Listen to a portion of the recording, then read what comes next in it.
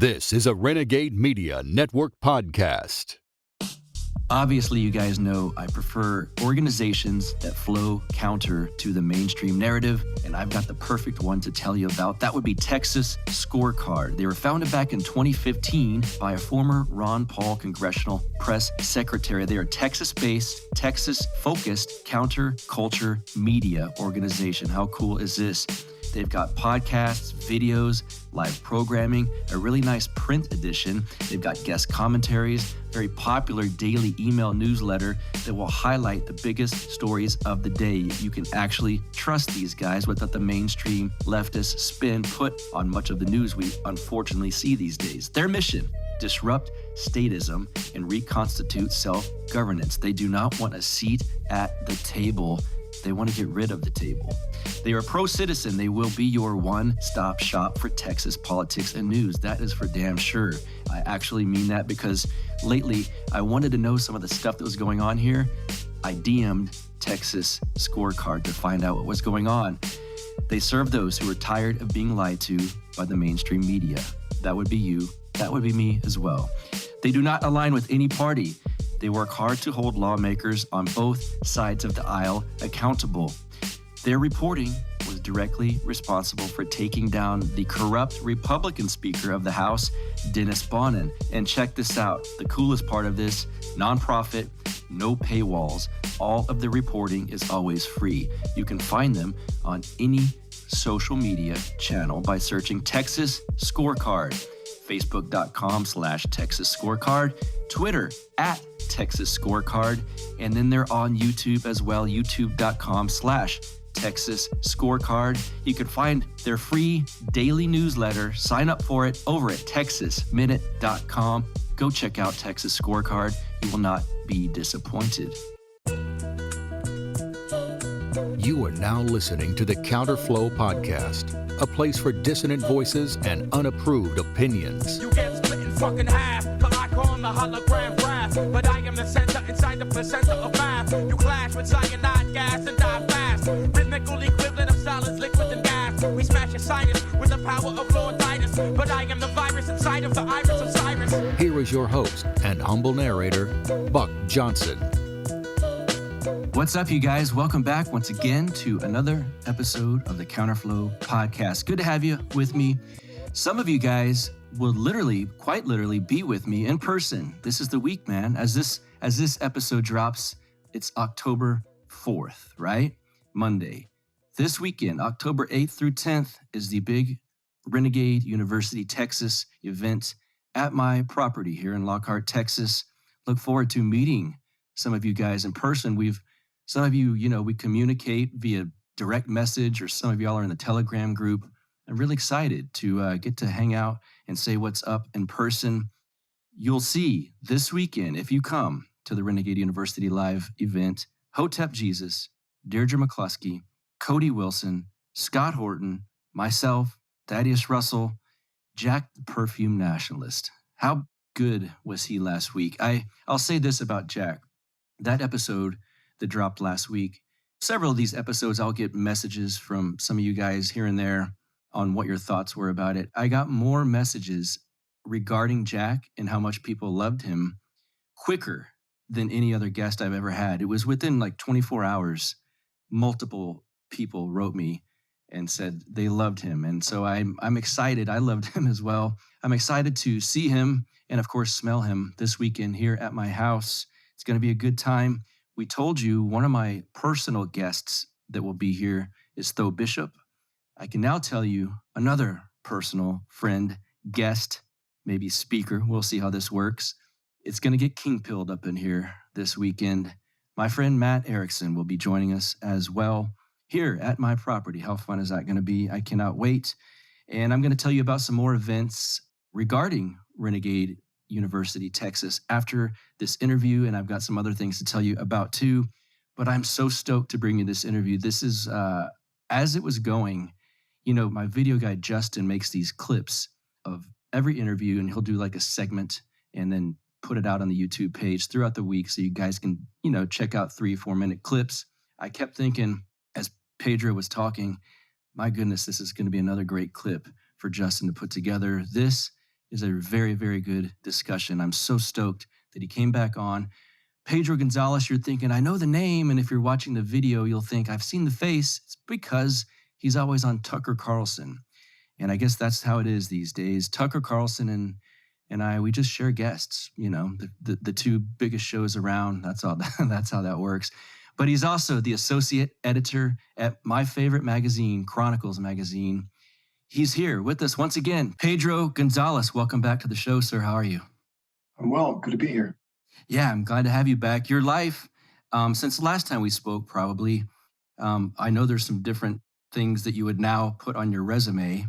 Kind of talk about what you've been up to and what's going on with, you've got a position at Chronicles, one of my favorite magazines that you did not have last time we spoke. So kind of catch my audience up on what's been going on with you and what you're up to. Yeah. So now I'm an assistant editor at Chronicles, and I still have my column there, Theory of a Partisan, but I still, a lot of my duties now have to do with the actual production of the magazine, which is really cool because I'm a fan of print magazines, and now I'm helping, actually create them. So I prefer reading in print. But no, it's great. I've just been super busy. A lot of stuff has fallen into my lap since then, and but I guess I can't complain, right? No, you're right. I'm not out of work, so.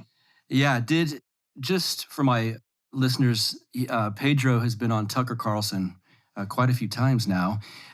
Do those appearances each time kind of bump up what happens work-wise for you, or did just the initial one do that and the rest are kind of the same? How does that work when you go on basically the biggest show in the right-wing space, I would say? It depends. It depends on the segment. More than anything else, I just hear people say thank you for saying something that maybe they had felt but didn't know how to say themselves. And certainly something that you might not hear in conservative media, like the segment that I did about BlackRock buying up homes, and the segment about Bill Gates and these billionaires buying up tons of arable land that we use to grow most of our food and things like that. For whatever reason, but conservatives have kind of talked themselves into this corner where they can't say, it's actually bad for hedge funds to buy up tons of real estate.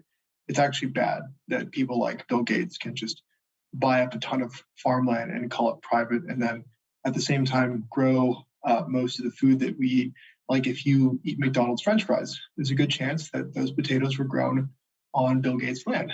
And this is stuff that I don't think it's a conservative or liberal issue. I think this is just like a kind of social problem or social issues, you could say. I think above all, though, it helps with credibility.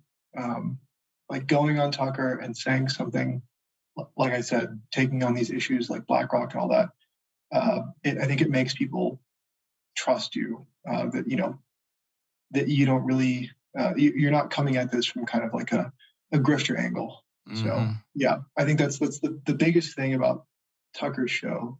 I think if used, if you make the most of it, I think it adds to your credibility. So, what got you into the politics that you're into now? Were you ever a kind of center of the road or left wing guy at all? Yeah, I was. I grew up as a very strange mixture of like being, like very like active and like kind of like growing up in like a macho household with my dad. At the same time, like having these kind of like liberal views of things like abortion and immigration, because I grew up in California. But over time, I kind of made my way to wherever I'm at now. A lot of people call me a paleo-conservative. I don't think that's entirely inaccurate, although I don't identify as one. But the funny thing is that in many ways it's been kind of like full circle. Like the stuff that I've been writing about the military and the police, like these are views that at least in the past have been views that have been identified with the left, with liberals, a kind of skepticism of like the security state the skepticism of like tyrannical law enforcement, things that we saw during the pandemic, where unfortunately, big city police departments were more interested in enforcing like medical mandates than they were actually policing crime, or crime of a certain variety only. And with the military, like I've been an extremely vocal critic now of like the Pentagon and military leadership and all that, the military industrial complex. So it's kind of funny that I grew up as a kind of lib living in California, and now my views it's like they've kind of converged now, where I'm saying things that like Glenn. But I guess the left, some people on the left have this problem too. Like Glenn Greenwald is now considered like far right by his colleagues. So yeah, it's interesting that it seems like 2016. Maybe things were leading up to that, and there was some shifting of the political landscape. 2016 seemed to push it quickly, and then I guess 2020, just things went all kinds of crazy directions. And I was going to ask you this later in the interview, but since you brought up the military, I have not had the chance yet to talk to anyone about this on my show, and I guess I need to, and I feel like I'm coming at it with a very biased, maybe harsh point of view. To me, it seems like the United States military right now is led by incompetent, midwit losers up at the top. And this is not an insult. I realize there's guys in the field that are very good at leadership and they care about the people that work underneath them. I totally get that. But the people at the top seem like losers. I mean, that's the only way I can put it. What are your thoughts on what we're dealing with right now with the top military brass in this country? No, I think that's right. And I think it's a consequence of a culture that promotes people based not on merit, but their willingness to kind of toe the party line. And there is a party line in supposedly nonpartisan organizations like the Pentagon, or organizations that are supposed to be apolitical, right? Because their concern is supposed to be national security, not the politics of one of the two parties. But it's just not true. There is a kind of politics to this stuff. And so that's why people like Mark Milley will rise to the top, and people like Michael Flynn will become pariahs. And so I think it's important to make that distinction between enlisted, or at least people that are, I don't know what to call it anymore. But the long and short of it is that the military is not immune to the same rot that has afflicted every other institution, from academia to the institutions of law and order. We have prosecutors in this country who use their power to release violent, dangerous criminals because they truly believe that this is the right thing to do. If all of these other institutions in society have not been affected have been affected by the rot, why would the Pentagon be immune from it? Mark Milley probably really does believe in, like when he said, "I want to learn more about white rage," he probably really means that, in the same way that there are accounts that he broke down in front of Biden staffers and was basically begging them not to do the pullout, and was literally appealing to, think of the women's rights and think of feminism and how far we've come with that in Afghanistan. And the liberal Biden administration officials were like put off by it. And they were like, no, we're not. They pulled a facts don't care about your feelings on Mark Milley, who was appointed by a conservative president. So no, I think it's totally fair to say that the rot is real. What to do with it is the big question.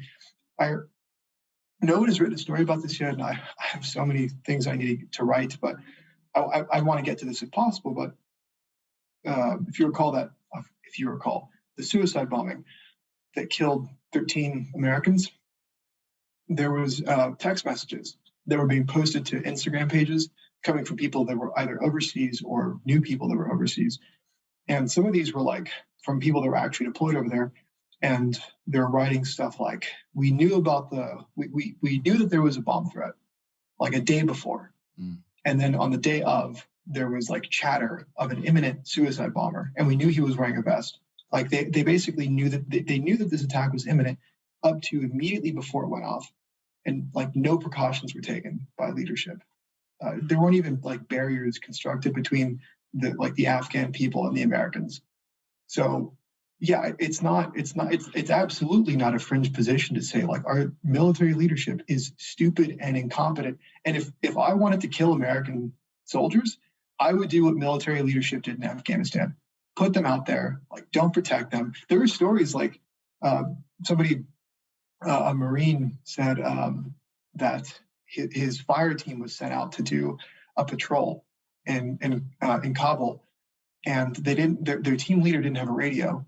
And this is what this person claims, that they when they complained about not having a radio, and that they were also carrying empty. They're called Carl Gustavs.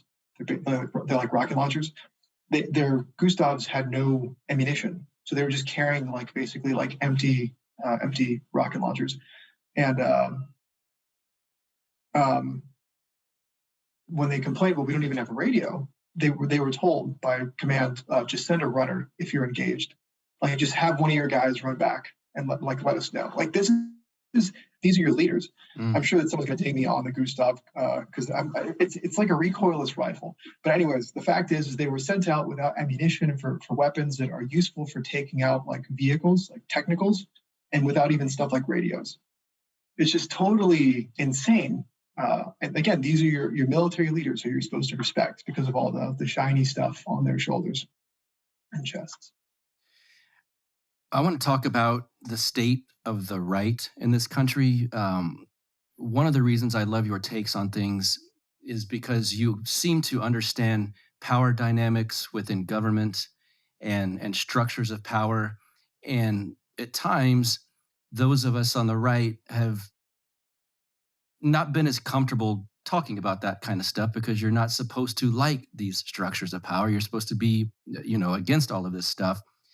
It seems to me like the state of the right in this country at the moment, they're a very well aware, as opposed to maybe 10 years ago, and they're a hungry army of people looking for a leader. Do you see that at all?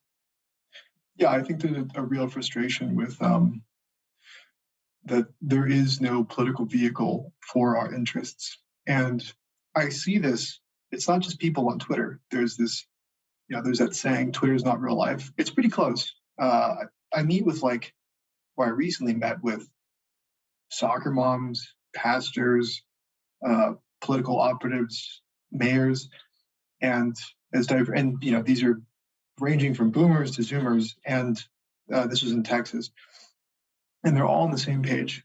We do not feel that the GOP actually cares about us, and we're also sick of hearing about how we can't fight back because that's like a violation of conservative principles. Yeah. And the things I always point to is that the GOP is actually willing to use power, just not for anything good. Yeah. The example that I always give is GOP treasurers across the country in different states threatening to withdraw assets from financial institutions that would decarbonize their portfolios. Basically, financial institutions that take a stance against the fossil fuel industry in the name of like climate change or whatever, or just basically pleasing their donors and all that stuff. Or not their donors, but they're pleasing their interest groups. Yeah. Okay. So the GOP's response was, if you do that, we're going to completely divest from you. And I think that is remarkable. That is an incredible use of state power. So why don't we do that for gun control? Because BlackRock did something very similar. BlackRock threatened and actually they created a portfolio where they divested from different companies like big box stores that sell guns and ammo. So if you remember, Walmart, Dick's Sporting Goods, and Kroger pulled guns and ammo off the shelves. It's not because any laws were passed. It's because BlackRock flexed its financial muscles and threatened to divest from these companies. And what these companies did in response was clear off all the guns and ammo from their shelves. Why didn't Republicans do something like that when BlackRock basically enacted gun control without passing a law? Something similar happened with this whole the Ben and Jerry's ice cream thing, where Ben and Jerry's counter signaled Israel, and they said, well, we're still going to sell ice cream in Israel, but we want to do it in a way that is like fair to the Palestinians or something like that. And the GOP across the country reacted the same way. They divested from Ben and Jerry's. So why don't we do this for like CRT? Why don't we do this for organizations that are funding mass immigration? Why don't we do this for organizations that are pushing, like red flag laws or something like that? So, yeah, it's why don't we? That's frustrating. If you need anything CBD related, I've got the store for you, palomaverdecbd.com, and I've got a promo code for you, BUCK, B-U-C-K. Check out, get you 25% off of your order. They've got everything you'll need that's CBD related. They've got tinctures, they've got salve, they've got these soft gels, they've got an amazing sleep bundle. Check that one out. And I've told you before, the pet stuff, the pet CBD tinctures, the CBD dog chews. My French Bulldog Lux walks like a new man now, a new French Bulldog man, that is. That's because I put it on his food in the morning and in the evening. And now he's got a brother. I've got a new French Bulldog here at the house, George. We've adopted George now. He's 4 years old. I got to put this stuff now in his food so he ages a little bit more gracefully than Lux did. So I'll be going back for more. If you've got a pet, I'm telling you this stuff works wonders. If you got a sore back or you work out a lot and you get sore, I'm telling you I've told you before, the muscle cream works wonders, the sports cream. The sleep pack works wonders, and the promo code works wonders. That's palomaverdecbd.com, promo code BUCK for 25% off of your order. Carlos and Vanessa Abelard of San Antonio that own this business, really great people. They're like-minded. They want to support a show like this that I put out every week for you guys. Give them some business. In turn, it gives me some business. And in turn, I keep cranking out these shows on a weekly basis. palomaverdecbd.com, promo code BUCK for 25% off of your order. Let's get back to the show. I want to read a quote from your last email newsletter, which, by the way, I recommend for my listeners. A fundamental problem with conservatism is that it reflexively seeks to conserve institutions that either don't exist anymore or which have been perverted to become hostile to the right. The only answer that avoids being crushed by ideologues is not to shrink from power, but to pursue, seize, and use it to demolish the overgrown political and cultural organs of the left. I love this part. Abolishing tax exemptions, subsidies, and federal contracts for universities and subversive foundations is an imperative first step, but eliminating much of the entrenched bureaucracy and its various agencies, along with uprooting an army of managers, can only be achieved by embracing a mode of governance akin to that used by Franklin Delano Roosevelt. I love this. And I think within the right, meaning conservatives, libertarians, there's this allergy, again, like I mentioned, to seizing power and using it to crush your enemies. Can you speak to this? And I just love this quote so much. I want you to dive into that deeper, speak to it, and why this actually needs to be done. So there's this, let's say, a conservative position that it's basically better to lose with your principles intact than fight by any means necessary and win. I don't agree with that. I think you actually, even if you do believe in that and you mean well, I think you actually do more harm, because what you're saying is because I don't want to compromise my sense of being principled, which actually might be even that sense might even be misplaced. But even if you really believe that, like I as an individual don't want to compromise my principles, well, the whole suffers as a result of that. So you, the individual, can sleep safely or comfortably at night, knowing that you didn't do anything that made you feel kind of icky.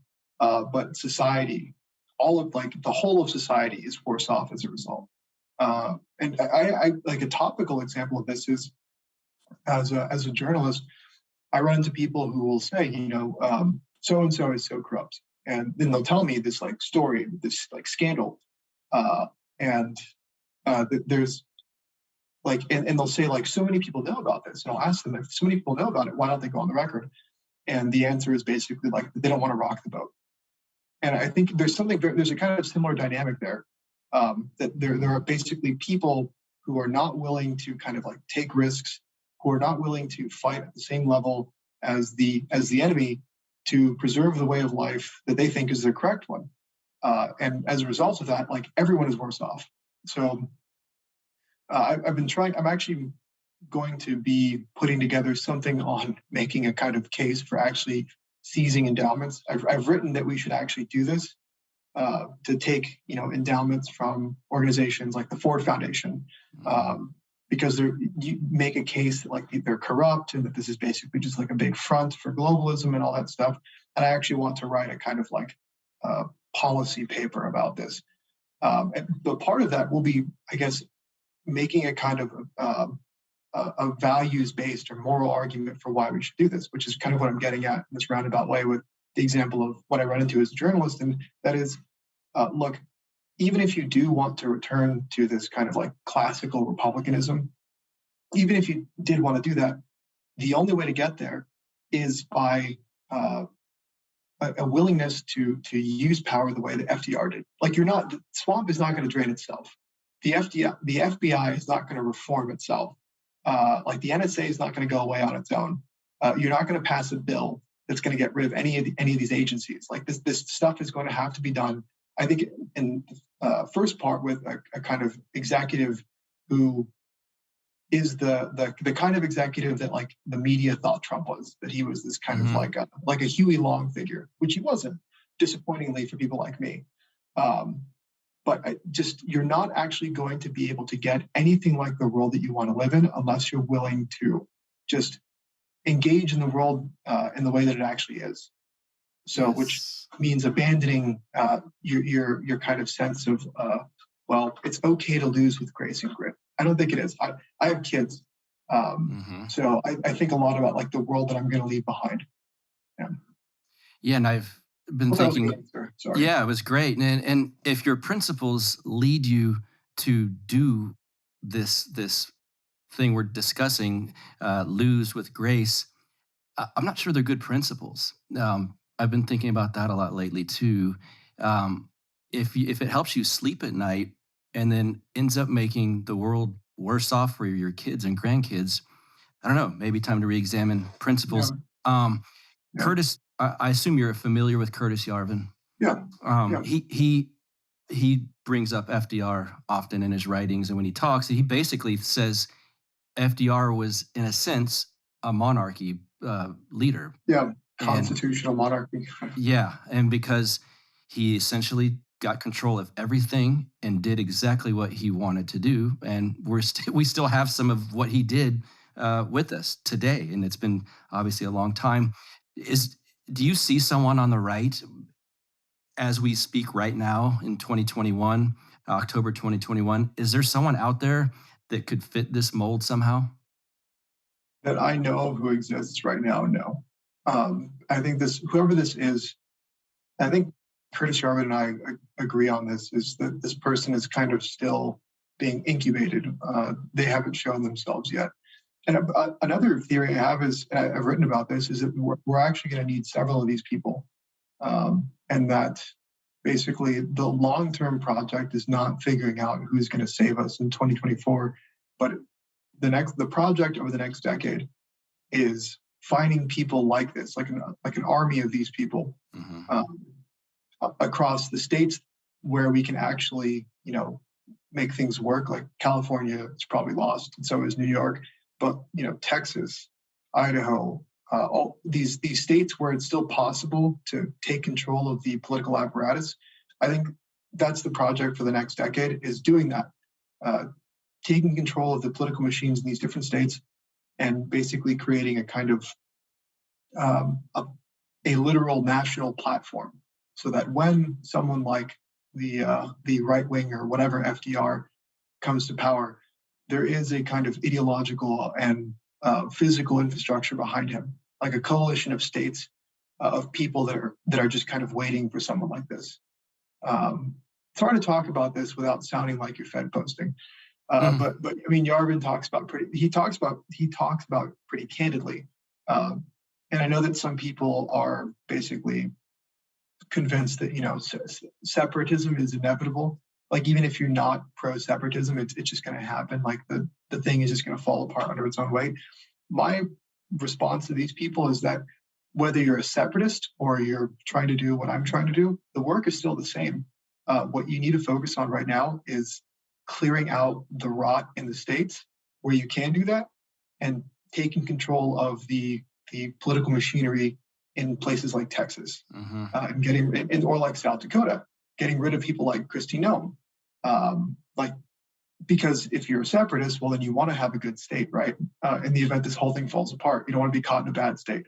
So, and if you're someone like me, then you also know, like, look, imagine if Trump had a coalition of states that were behind him on his agenda and were willing to, just walk in lockstep with him on whatever policy items he had in mind, whether it's like doing a full deployment to the border during a time like this or something like that with National Guards from different states. We've already kind of seen we've seen that governors actually have extraordinary power, but they only use it for publicity stunts. Kristi Noem did a really small detachment of the National Guard to the border. It was a total PR stunt, though.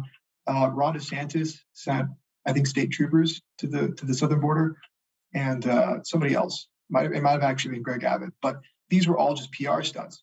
Imagine if you actually had Trump in office, or someone like Trump, but better, and then a coalition of states where governors are not just doing these kinds of things for publicity. That's the kind of project that I have in mind, like the long-term thing. So, did Trump? I guess let me ask you if he kind of planted the seeds for some of this. What were the positives from the Trump moment, in your opinion?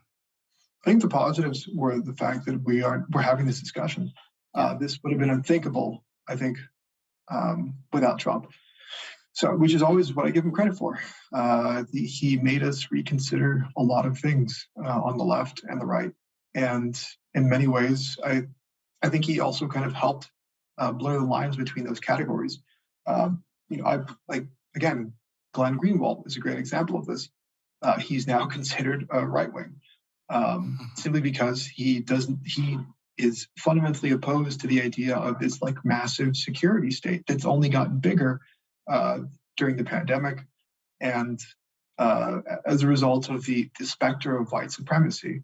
The Leviathan is bigger than it has ever been, and so I think that this whole thing, this kind of, let's call it a realignment, it would not have been possible without Trump, without him coming in and just kind of saying things that were on everyone's mind, but no one really had the courage to say, or was maybe even dumb enough to say, but still it needed to be said.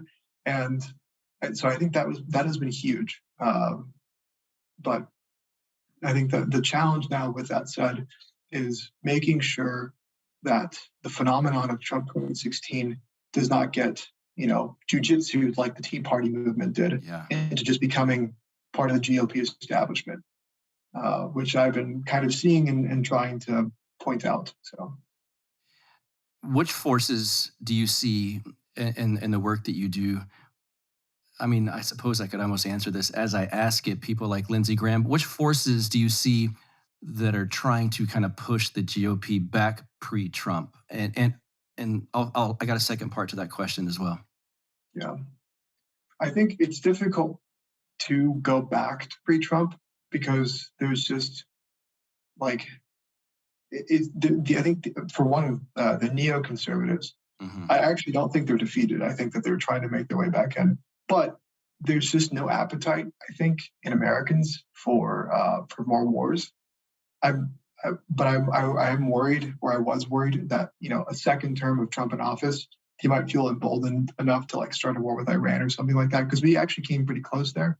And I really am convinced that it was because Tucker Carlson just blasted Trump every night that we de-escalated with Iran. There's even reports that he was watching his show every night, listening for what Tucker was saying about Iran. Yeah. I mean, are you surprised when you put John Bolton and Mike Pompeo in your administration that these people are pushing you into a war or confrontation with Iran? If you look at Trump world and who's running it, you'll see a lot of Bush people. You'll see a lot of people who have been friendly, ironically, with all of Trump's enemies. an example is the person that he just endorsed to primary Liz Cheney, Harriet Hagman. She's Liz Cheney's longtime friend. She didn't even bother to clean up her social media and her personal website that has like pictures of her and Liz Cheney hanging out like all over the place, or delete her posts on social media where she's praising Liz Cheney. Harriet was involved in a kind of like GOP coup to attempt to basically make sure that Trump would not get the ticket in 2016. She was like one of these plotters. Politico wrote a story about it. Like the principled Republicans who tried to stop Trump from getting the nomination. And now she's a hardcore MAGA, right? And you look at the people that are in Trump world and that are running it, like Brooke Rollins. Like this is someone who is a lot like her views are basically the same as George W. Bush, and now she's running the America First Policy Institute. I think there's an effort to take us back to the pre-Trump years. I think it's kind of a tall order because in some ways I think the public just won't allow it. Mm-hmm. But like you listen to the rhetoric of like what's coming out of Trump world, and it sounds a lot like tax cuts, socialism bad. In other words, it sounds a lot like like Ted Cruz. There's nothing wrong with Ted Cruz. I actually think he's not a bad guy, but this is not what we were promised. This is not like the phenomenon of Trump 2016. This is kind of like a watered down, like RNC approved version of the mandate, which is not good. So, yeah, and I find it interesting that it was pretty early too. Trump endorsed here in Texas Greg Abbott for re-election, which I found odd. Since then, I mean, I almost feel strange saying this, but Abbott has shown a little bit more that he has a set of balls than he used to. Still not the same. Do you follow the stuff here in Texas with Don Huffines and the people that are? What are your thoughts on what's going to happen with that? And then I want to add in also, I really find this fascinating, what Tucker's doing to Greg Abbott with the continuous invite. And it's without all of that, I would have said Abbott's a shoo-in. Now I'm not sure. What are your thoughts on what's happening here in my state? So when I was in Texas, I spoke to the True Texas Project people, and they are not fans of Greg Abbott. And this is a grassroots organization. I'm sure you're familiar with them. But so Abbott started to move right when this poll came back. It was a CPAC attendee poll, and it found that it was a CPAC presidential nominee poll. Trump was like number one. I think DeSantis was number two. Ted Cruz was like number three. And then Abbott got like less than 1% of the vote. And I know that everyone knows this about Abbott, is he wants to be president someday. And that was when you started to see him just shamelessly copy whatever Ron DeSantis was doing. Mm-hmm. And so like I pointed that out, and others noticed that too, that, that he kind of had like a fire lit under his feet. And this is also around the time that you started to see him taking shots at Allen West. If you recall, there was that very odd video that he released denouncing Gab as anti-Semitic.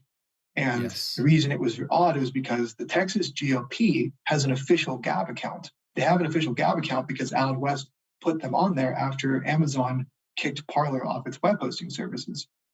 And so a lot of people understood that as a kind of indirect shot at West. And then the vice chair of the GOP, Kat Parks, she pretty much came out and kind of did a double tap on West. And so why is that? Well, because Allen West is someone who is challenging Greg Abbott from the right. Fast forward, you have more of that now, where when Don Huffines came out as a contender, Abbott started to shift even further right, basically trying to get to the right of Don Huffines. So in a way, it's like, well, I mean, it's good when politicians react to pressure, but Greg Abbott is not someone that you can trust. Like, he's going to find a way to not actually do any of the things he says he's going to do. And Texas is ultimately, I think, going to still become purple when you look at the fact that Abbott is introducing all of these different interest groups into the state that don't care for the Texan way of life. They're not conservative. Whether it's the growth of Silicon Valley, Abbott is trying to basically transplant Silicon Valley into Texas. Like, how do people think that's going to go? when you look at the way that these organizations lobby and the politics of these organizations, of these tech companies like Amazon and Oracle and stuff, it's not going to make Texas more conservative. So, yeah, I think I'm not a fan of Abbott. I'm actually going to be working on a story about him pretty soon and following the money with him.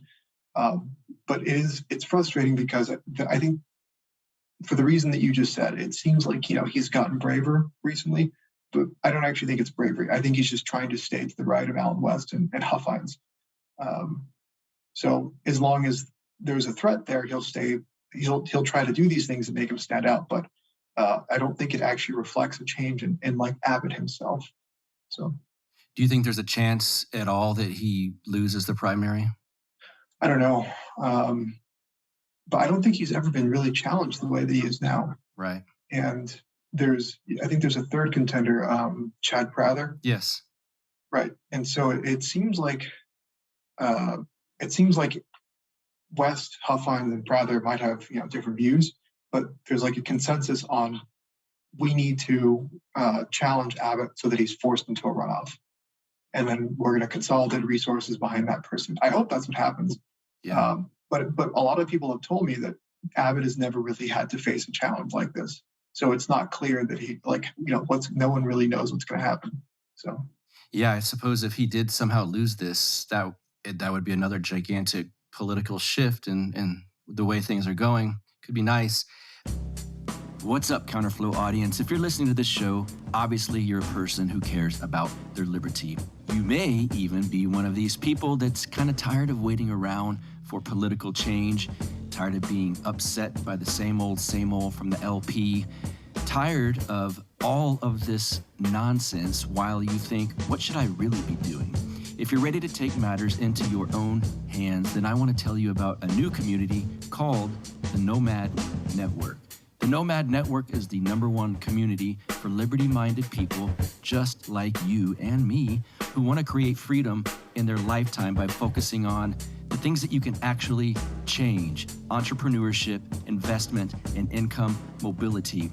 The people over at the Nomad Network, Jason Stapleton, these guys are preaching how to actually make your life more free and better without having to join a political party and go through the same old motions year after year. Whether you have an existing business, looking to start one, or simply want to network with other like-minded people, the Nomad Network is the place for you. The best part is, obviously, everyone likes this. It's free to join. You hear me? Free to join. Go to www.nomadnetwork.app/buck right now to see what everyone is talking about. That is www.nomadnetwork.app/buck to get your free account today. Are you familiar with the Texit movement? Is this like Texans declaring independence? Yeah, there's a group here called the Texas Nationalist movement, and they've been around for a long time. All of a sudden, the last year-ish, the momentum has picked up quite a bit. And for instance, I'm on their email list. They've been going around giving speeches and kind of talks of what they're all about at various Republican clubs, conservative clubs all around Texas. They had one near me in New Braunfels. An hour after I got the email, I RSVP'd and it was sold out. So I looked at that as a little bit of a white pill, thinking that kind of rank and file Republicans are now selling out venues to see this discussion. I guess my question is, what have you heard? What do you think at some point in the next 10 years a state secedes in some way from this country? Well, I don't know. I don't know if that's a good question. I don't know. Texas is like one of the only places where I think that the question is it's like valid. Mm-hmm. So I'm not sure. Anything could happen, especially in the way things are going now. But I think my point is that it stands. If you believe in Texas, you still need to do the things that I was talking about, which is cleaning up your own GOP. Yes. And getting like, does Greg Abbott want to secede from the union? No. Yeah. Does the current GOP do they want to do that? No. So you still have to do the same kind of work, which is why I don't really don't get into I try to avoid the debates over separatism and stuff like that, because I try to focus more on like, look, in either case, you need to get rid of these people, because even if you want to separate, they're not going to like the Texas GOP is not going to let you leave the union. Greg Abbott is certainly not. And the Texas conservative foundations probably also don't agree with that either, because they're plugged into DC. Why would they want to secede from the union? So, yeah, I think the work is the same.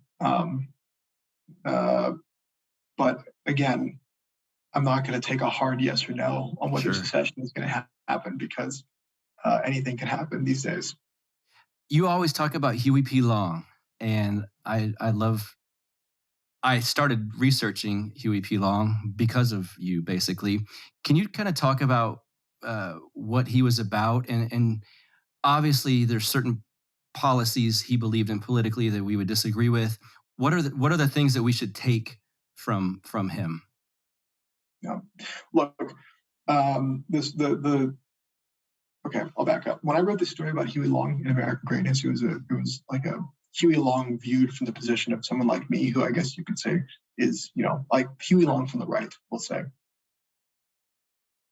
The funny thing is that the responses to it, it was that Huey Long is corrupt. Like, I think the National Review wrote a response to my article. I didn't even bother responding to it, but it basically just said that, the right-wing apologies for Huey Long are misguided because Huey Long was very corrupt. It's like, oh, wow, politician was corrupt. That's incredible. National Review taking money from Google, talking to me about corruption. It's incredible. My view of Long was that he was someone who kind of followed the path that we had discussed earlier. Someone who looked around and saw that the entire state was corrupt. The political machinery of the state was terrible, and that it was being controlled by people that were self-dealing and had no interest in actually helping people. A lot like today, right? So Huey Long is someone who I think operated by this principle of like, look, when you're living in like the late Roman Empire, corruption is what you make of it. And so he rises to power by appealing to the actual needs and desires of the people in a state, and then creates a political machine, which you could say was actually probably corrupt. There's no question, actually. But what did he do with it? He built roads. He bought books. He built hospitals.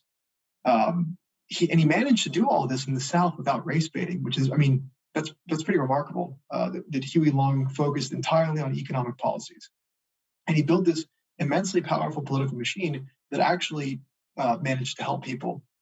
And I'm a fan of his approach. Like when these corrupt legislators would come to him, who were, that like these are all crooked people, they would come to him and say, like, what you're doing is unconstitutional.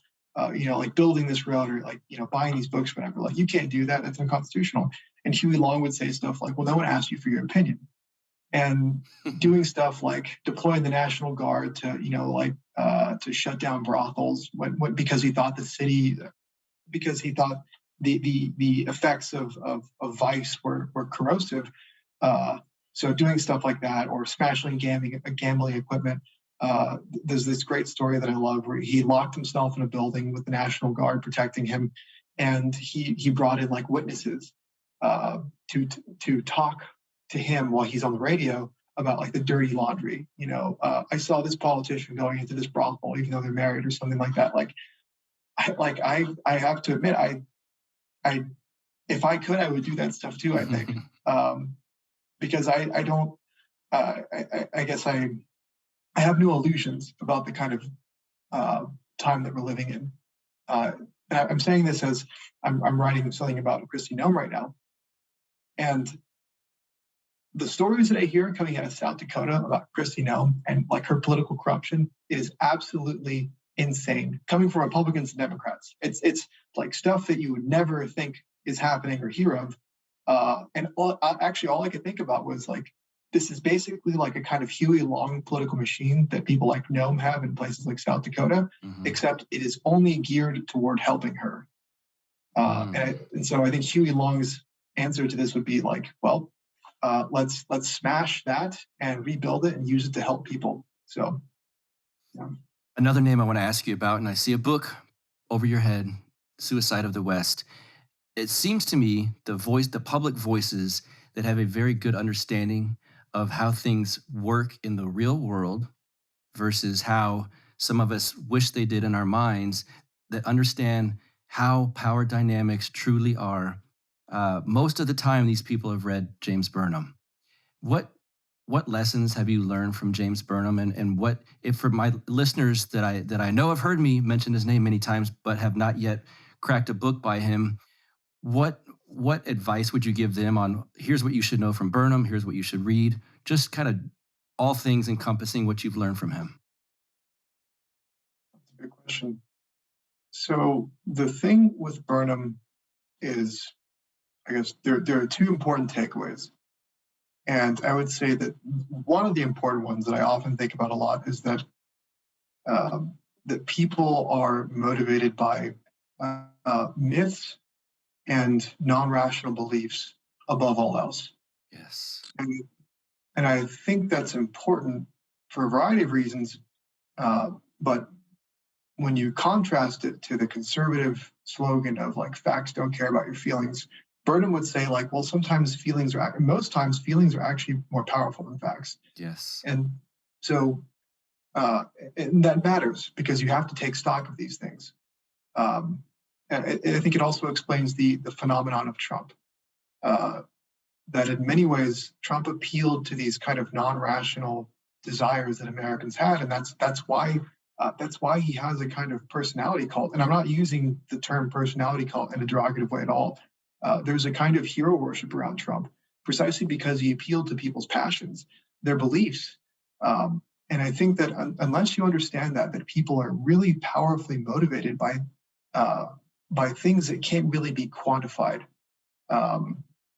I think you're always going to be kind of at a loss. Like you're not like Jonah Goldberg. Jonah Goldberg cannot figure out why Americans on the left and right are basically angry at huge corporations like Amazon. Well, what do you mean the GDP is great? Televisions are cheaper than they've ever been before. Why are people complaining about feeling lonely and atomized and feeling like their lives have no meaning? We have more vaccines now.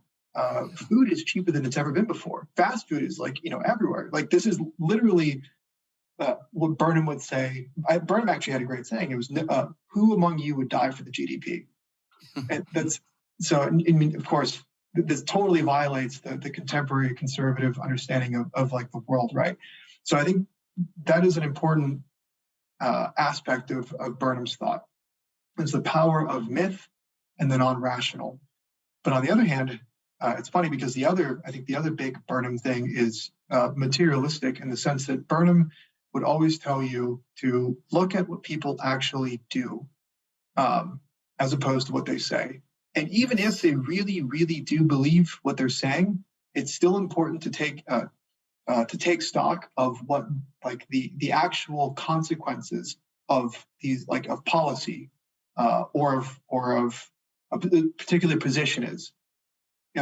So I mean, there are people that I argue with who really truly believe that we shouldn't have borders, that it's compassionate to basically just invite the entire world or invade the world.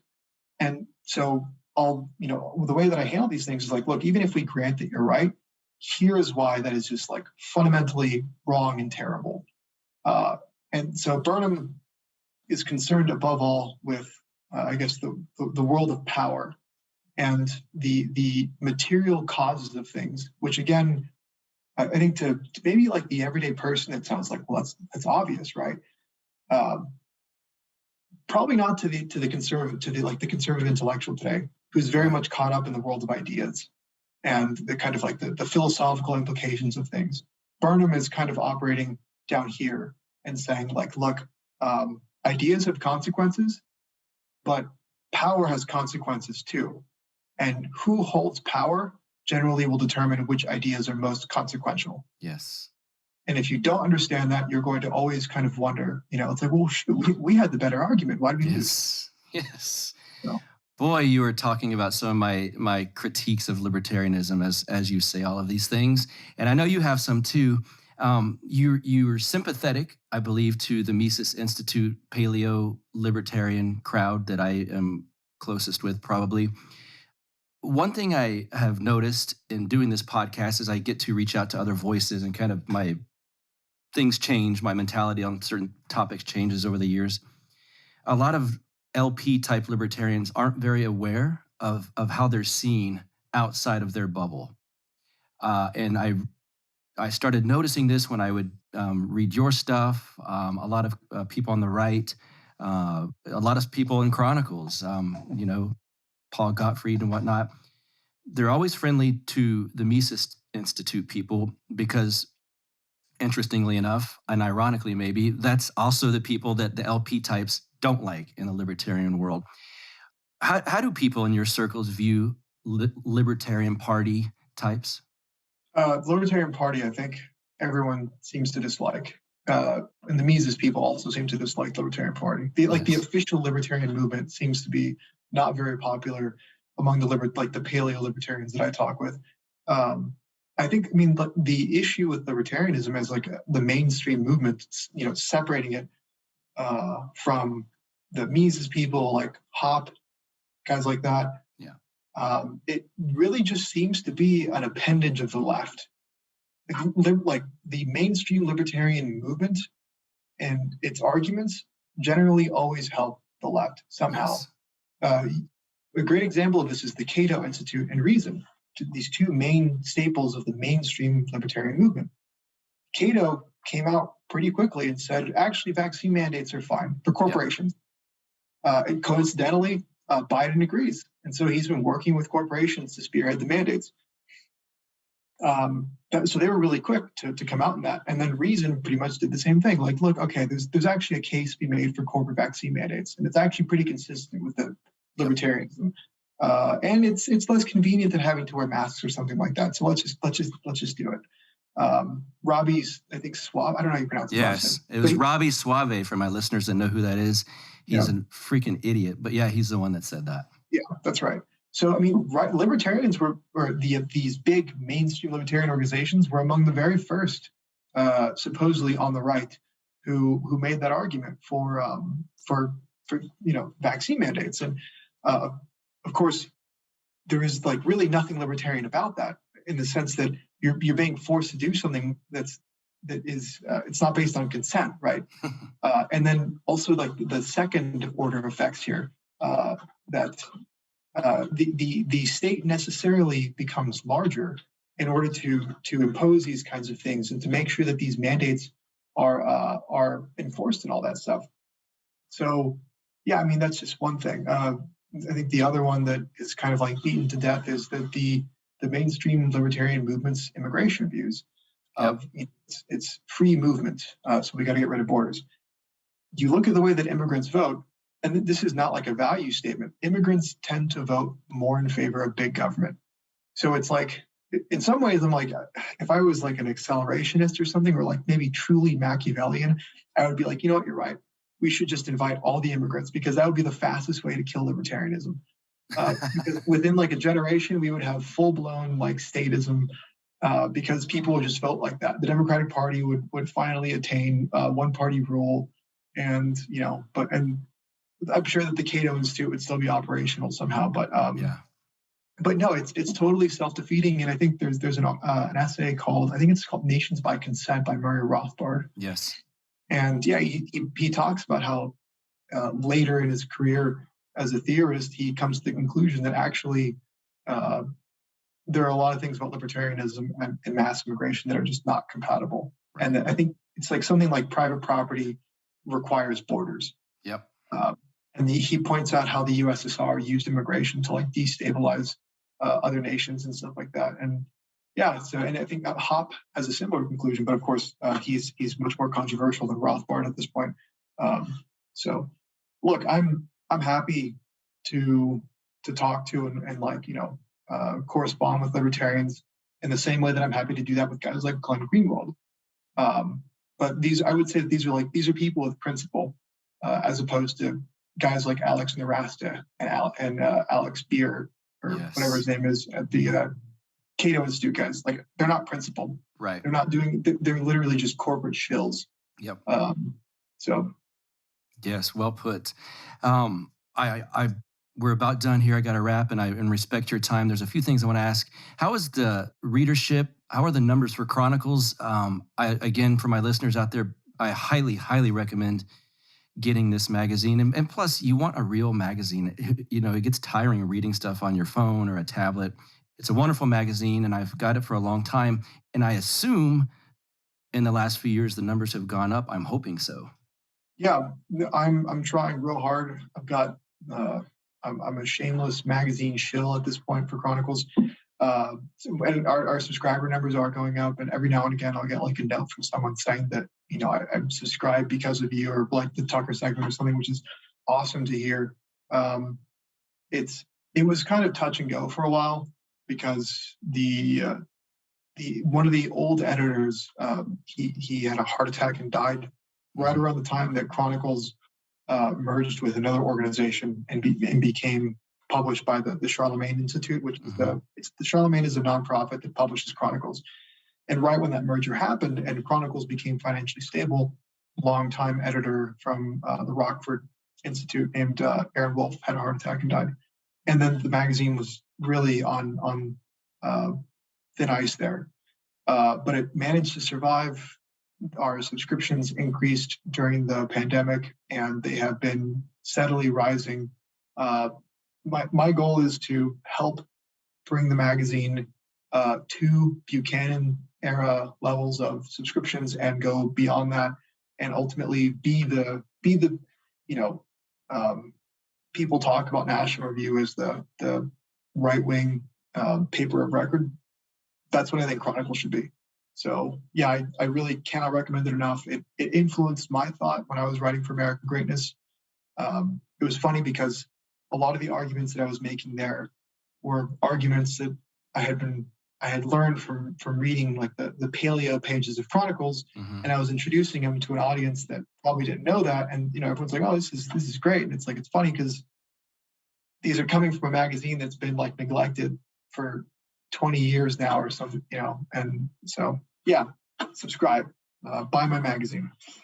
And as someone who follows your stories on Facebook, like myself, you enjoy working out, lifting, you're a family man, obviously you're well read, and I find it interesting, a lot of the people that don't like you and that speak out against the good people on the right are always these soft, kind of pale, just blobs of shit, basically. I wanted to touch on that really quick. Even if you don't get into working out, it's something you've got to do. Give just some general life advice to people listening on. There's a lot of people depressed right now, black-pilled. We're not going to be able to travel without the vax. There's a lot of this kind of fear that's out and about, and just kind of give some advice to make people feel a bit better and things that could help them. I would say, even though we spent a good part of this making fun of the whole principled meme, I think that actually we need people who unironically are principled and who are willing to, how do I say this? You asked me to say something uplifting, and here I am talking about suffering. I think we have to start to trust that we can build these communities with which we can support each other.